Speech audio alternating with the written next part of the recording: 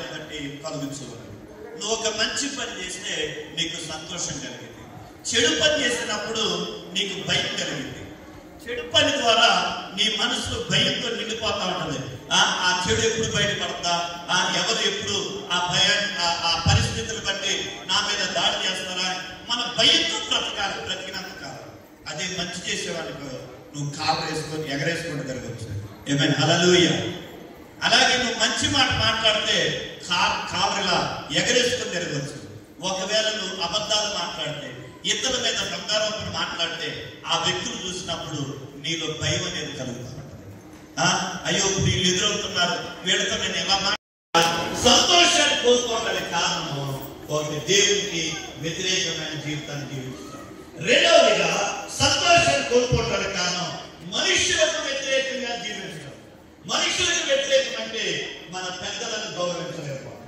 పెద్దలంటే తల్లిదండ్రులు కానీ నీకన్నా వయసులో పెద్దలైన వారిని నువ్వు సన్మానించకపోవటం, గౌరవించకపోవటం, రెస్పెక్ట్ చేయకపోవటం. ఈ దినాల్లో యవనస్తులేంటి, పెద్దవారేంటి, ఎవరు కూడా వారి ఇంట్లో ఉన్న వారి పెద్దవాళ్ళని గౌరవించాలి.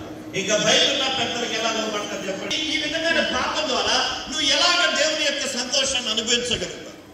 యేసయ్య పుట్టింది ఎందుకంటే నీకు సంతోషం ఇవ్వాలని.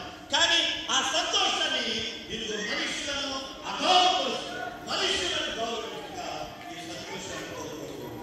అలాగే ఇంకా మనం చూసినట్లయితే నరహత్య, అబద్ధము, ఇలా రకరకాలైన చెడుకాలైన బయటలోని అవన్నీ మనుషులకు వ్యతిరేకంగా మానవ జీవితంలో చేస్తున్నారు.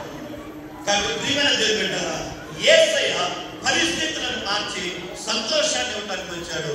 కానీ ఆ సంతోషము నీకు దూరం అవడానికి కారణం నీవు దేవునికి వ్యతిరేకమైన జీవితం జీవించడం, రెండోది మనుషులకు వ్యతిరేకమైన జీవితం జీవించడం ద్వారా ఆ సంతోషాన్ని నువ్వు కోల్పోతున్నావని ఈ ఉదయకాల సమయంలో జ్ఞాపకం చేస్తున్నాను. ఇక రెండో మాటను జ్ఞాపకం చేసి నేను ముగిస్తాను. లూకా సువార్త 13వ అధ్యాయం, లూకా సువార్త 13వ అధ్యాయం 17వ వచనాన్ని మనం చదువుకున్నాము. లూకా సువార్త 13వ అధ్యాయము 17వ వచనం చదువుతారు ఎవరన్నా? ఆయన ఈ మాటలు చెప్పినప్పుడు ఆయన ఎదిరించిన వారందరూ సిగ్గుపడేది.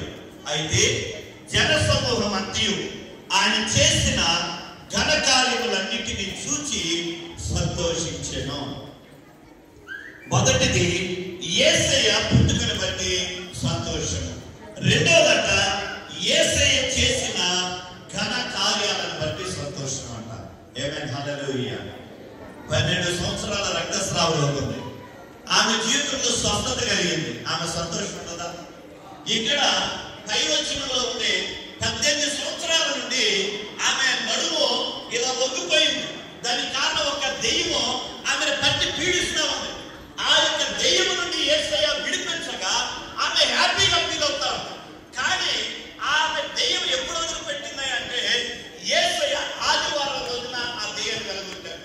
అందుకని మిగిలిన వారు ఏం చేస్తున్నారు? ఆయన మీద నిందారోపణ చేస్తున్నారు యేసయ్యను బట్టి. కానీ అక్కడ స్వస్థత పొందిన స్త్రీ అలాగే అనేవాడికి, డాడీ నువ్వు ఇక్కడే ఉన్నావు హాస్పిటల్లో, నీకేం కాలేదు డాడీ అంత హ్యాపీగా అంటే, అవునా మరి కారు ఏమైపోయింది అని అంటే, కారు యాక్సిడెంట్ గురైంది, ఆ కారు అక్కడే ఉంది, మీరు మాత్రం సేఫ్ ఉన్నారంటే ఆయన వచ్చారు. ఆ కారు మీరు ఎందుకు జాగ్రత్త చేయలేదు అని అడుగుతా ఉన్నారు. అయితే కొడుకన్నారు, లేదు డాడీ ఆ కారు మేము జాగ్రత్తగా తీసి అక్కడ ఉంది, కానీ మీకు ఒక విషయం చెప్పాలనుకుంటున్నాను. ఏంటి ఆ విషయం అంటే వారన్న మాట్లాడు, డాడీ ఈ యాక్సిడెంట్ లో నీ కాలు తీసేయాల్సి వచ్చింది, నీ కాలు తీసేస్తారు డాడీ. అవునా, నా కాలు తీసేసారా అని ఆశ్చర్యపోయి బాధపడాలి. ఆయన అలా బాధపడుతున్నారు. మరి ఇన్సూరెన్స్ చేశారా? ఇన్సూరెన్స్ డబ్బులు వచ్చినాయి అని అడుగుతున్నారు. అంటే మానవుడు చూడండి, పోయిన వాటిని గురించి కాదు, కావాల్సిన వాటి. అయితే వాళ్ళన్నారు, డాడీ నీ పనులు చేసుకోవడానికి ఒక వీల్ చైర్ నీకు అరేంజ్ చేసే రోబో వీల్ చైర్, అది నిన్ను ఎక్కడికంటే అక్కడ తీసుకెళ్ళద్దంటే వాళ్ళు అన్నారు, ఎంత రేటు కొన్నారు, మీరు ఏమైనా కొటేషన్ తీసుకున్నారా, వేరే వాళ్ళని ఏమన్నా కనుక్కున్నారా అంటే ఆ ప్రాణాపాయ స్థితిలో అపాయంలో ఉంది కూడా అతడు ఇంకా ఏదో సంపాదించాలి, ఏదో కావాలి అని ఎదురు చూస్తున్నాడే తప్ప నేను సజీవుడిగా ఉన్నాను, దేవుడు నాకు ఆ బ్రతికే అవకాశం ఇచ్చాడు, ఆయుష్ని పొడిగించాడు కదా అని ఆ వ్యక్తి తృప్తి చెందలేకపోతున్నాడు. ఈ దినాల్లో ప్రతి మానవుడు కూడా అదే విధంగా చేస్తూ ఉన్నాడు. కాబట్టి ప్రార్థన చేస్తున్నా ఈ యొక్క ఉదయకాల సమయంలో ఒక నిమిషం మనం ప్రభువుని స్తుతిస్తూ ప్రార్థన చేసుకున్నాం. ఒకవేళ నీకు దేవుడు ఎంతో సంతోషాన్ని ఇచ్చాడు, ప్రకృతిలో ఎన్నో అనుభవించే కృపనిచ్చాడు, మరి వీటిని బట్టి నువ్వు సంతోషిస్తూ నిన్ను సృష్టించిన దేవుడిని గణపరుస్తావా? లేదా లేని దాని కొరకు ఆరాటపడుతూ లేని వాటి కొరకే దేవునికి వ్యతిరేకంగా మానవునికి వ్యతిరేకంగా చెడ్డ ఎరిగి కొద్ది మాటలు, దేవా నీ పుట్టుకను బట్టి మాకు సంతోషం, నీ కార్యములను బట్టి మాకు సంతోషం అయ్యా, మా పాపపు బంధకాల నుండి విడిపించావు కనుక మాకు సంతోషం.